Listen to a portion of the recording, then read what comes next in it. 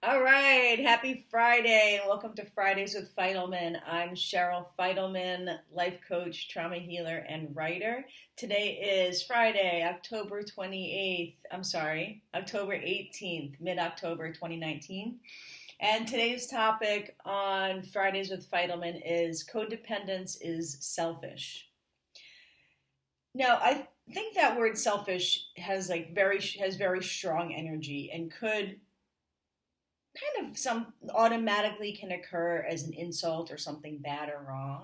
And I want to relieve the word of that energy in the lexicon if I can. Because selfish and self serving aren't necessarily bad things, particularly for a codependent. We actually have to learn to be more self serving and self-serving in a productive, positive, expansive, evolutionary way. I think that selfish can have a bad connotation and could be a bad or negative or non-generous way of being if somebody, another person, or yourself feels like the serving of themselves is actually stealing something. In other words, somebody else feels like you're stealing something from them. Not literally, but energetically, emotionally, psychologically, you're ripping them off, right? You're serving yourself and you're ripping them off. And that's where I think that it could have a bad rap, that word. And also, we could be selfish and rip ourselves off. And that's really what I want to focus on in this video when I say codependence is selfish. It's funny because a friend of mine had asked me what today's topic was, and I said codependence was selfish, and he said everything is selfish, and which I think is a great phrase. I thought about that text for like an hour because, can we actually find something and land in something that is an act that provides us with absolutely nothing, like an act we can do that actually is selfless and provides us with nothing. And I think that those acts are hard to find, and the more of those that we do, I think the more we are just really living in purity and innocence. The more acts that we set out to do and the more acts that we do that actually are providing us nothing.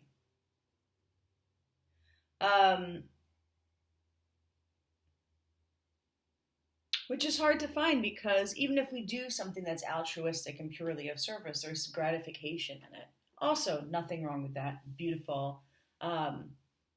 It's beautiful to feel compassion or empathy for that which you have provided for, and then you feel good for that service or organization or person, and then you feel good for having done that. All amazing. Anyway, I'm going off a little bit off topic.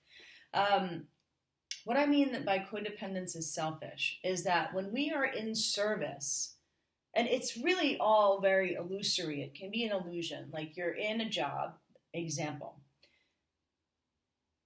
You're in a job, you're working overtime, you're working yourself to the bone, and it occurs as if you're doing a selfless act.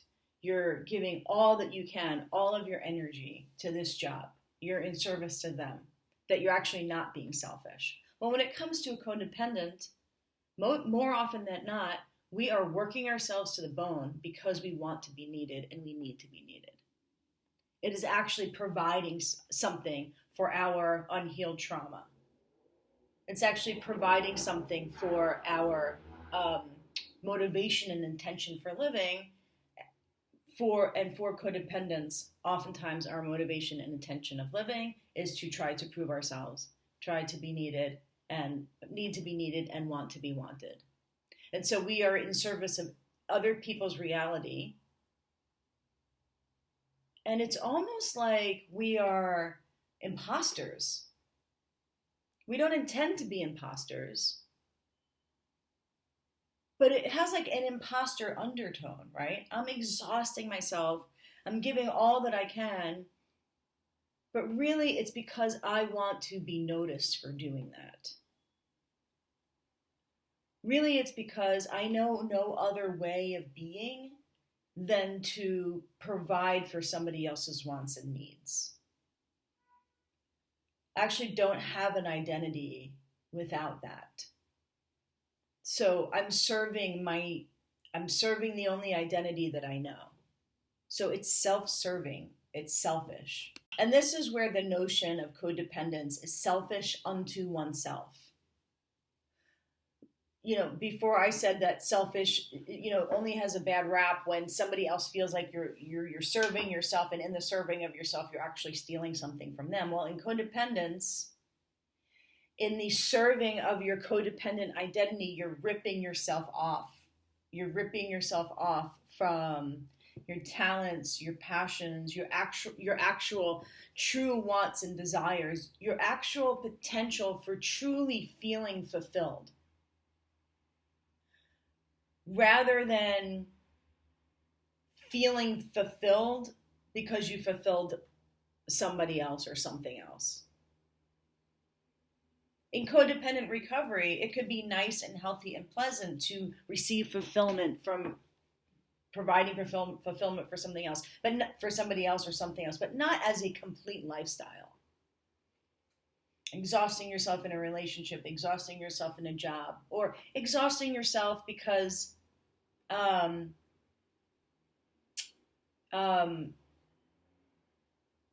you actually haven't found how do I want to say this?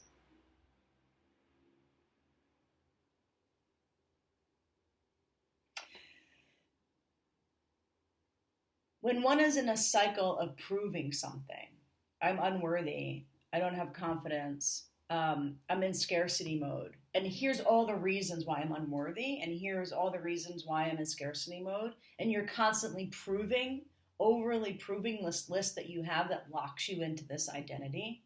That is also being sensitive unto oneself, because you are now, in this case, you're not somebody who's codependent onto another person, trying to prove something to another person. You're actually locked in a cycle of proving to yourself why you should be in this scarcity.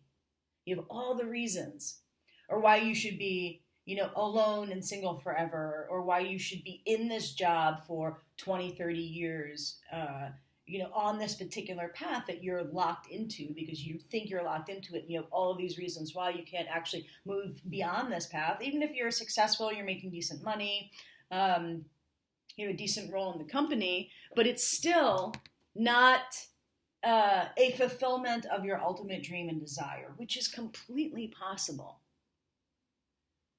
Fulfillment of your ultimate dreams and desires and your gifts are completely possible. But the thing is, we have a list of reasons why they're not. And that is also an area where codependence is a selfish act. Being selfish unto yourself. Constantly proving to yourself, I can't do that, I can't do that, it's actually not possible, it's actually not possible. And these are all the reasons why. And you're constantly, it's almost like, I've seen people do it. I used to do it too. It's almost like the list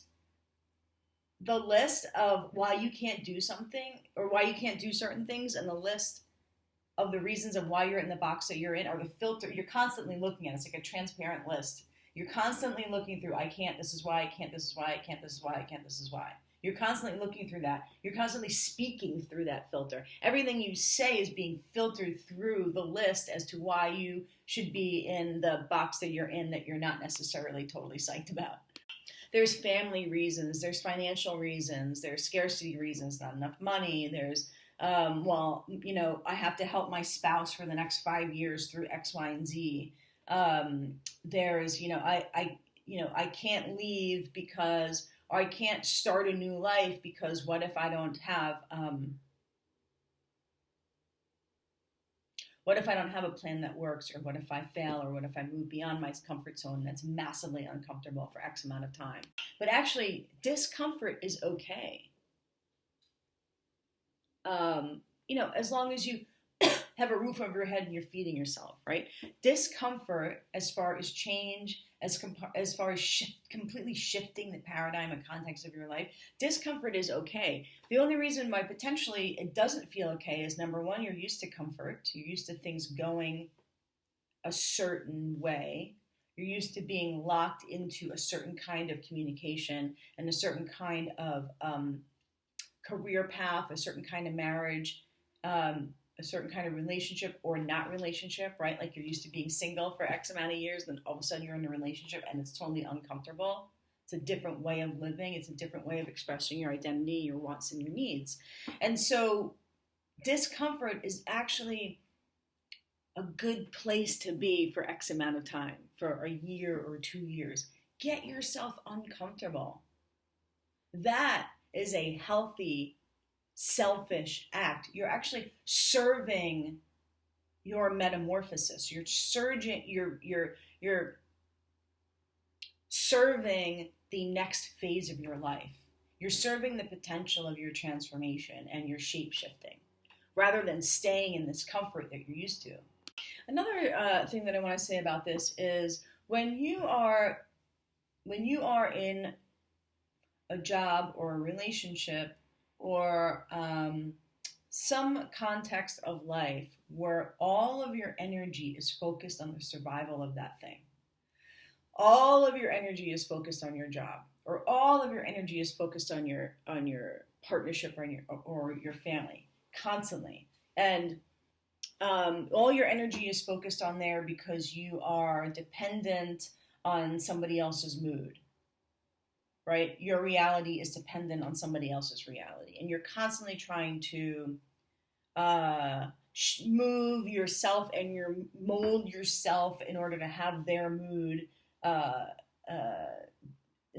feel safe or feel uninterrupted, or feel, have their mood feel regulated. So you're constantly regulating yourself and managing yourself and working harder or working less in order to manage the mood of the person you're with, or your boss, or the status of your job. Now, this isn't to say that you shouldn't be focused on your responsibilities, that we all have to put time and energy towards our basic responsibilities and having our home life and our job life flourish. And also, if something goes out of whack, then we need to tend to them, right? But if 110% of our life's force is focused on the survival of this one thing, whether it's your job or your family, and you feel as if your gifts, your purpose, your passion is completely not alive or present in your life, then that, I'm going to suggest, is selfish unto yourself. Because you haven't created it so that you actually can pull your energy away from your job or your family, and that job or family is actually surviving without you. If it needs you 24/7, and it needs you to be some version of yourself that you're not in order for it to survive, then you are stealing your own identity. You're becoming some other thing in order to have these things operate at a particular level, and you're having them and their vitality and their whole reality depend on you, and you don't have anything in your reality that's in service to you. That's purely in service to you, whether it's your art or your creativity, or I've done it myself, and I've coached people to go and give your time actually away for free. Whether it's 3 hours a month at a rescue animal shelter, give money away for free, whether it's $5, $10, $15 a month to a charity, $100 a month to a charity, where you're actually providing, not because you need, you're not going to a rescue shelter because you need those dogs to need you, or you're trying to prove to the dogs that you're somebody. Actually, you're interfacing with animals that all they want is your actual pure true love. They don't want some other version of you. And so when you start to experience yourself participating and of service to something where you feel there's nothing for you to prove, even if you're doing your painting for an hour a week, and you're saying to your job or your family, no, this is me, this is my time, this is the time for the fullest, unabashed, unhumiliated expression of me. That is a selfish, self-serving, important, healthy act. People talk a lot about self-care, and which oftentimes to a codependent is like some foreign word. It's like, what is self-care? And if I'm providing something for myself, isn't that what would be another word for the dark side of selfishness? Isn't that greedy if I'm being of service to myself? Isn't that taking away from others who need me? And also, who am I if I'm actually providing something for myself, because I don't know myself as that? I don't actually have an identity as that. And then also, I've seen people like completely swing the other way. They've been codependent for X amount of years, and they don't have a self-serving identity. So then they swing the other way and they're like, screw everybody, screw everything. I'm just going to completely be in self-service mode for a few years. And that's great, right? I think there's nothing wrong with that extreme. Sometimes we have to swing to the extreme and actually to actually know who we are when we're fully immersed in that context of self-care. And then we can like slowly start to come back and integrate relationships and learn where we want to provide and where we don't want to provide, and where's a healthy place for us to provide, and who's a healthy person for us to provide to, and or not, and start to incorporate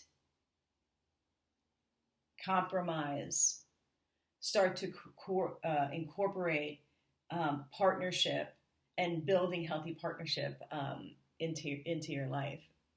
So I think that's everything. Ultimately, what I wanted to really point out with that provocative word, selfish, codependence is selfish, is to look and to really just put the request or idea out there to look into your life in areas where you feel like you really swung hard into codependence and you're lacking anything in that area that is actually in service of yourself,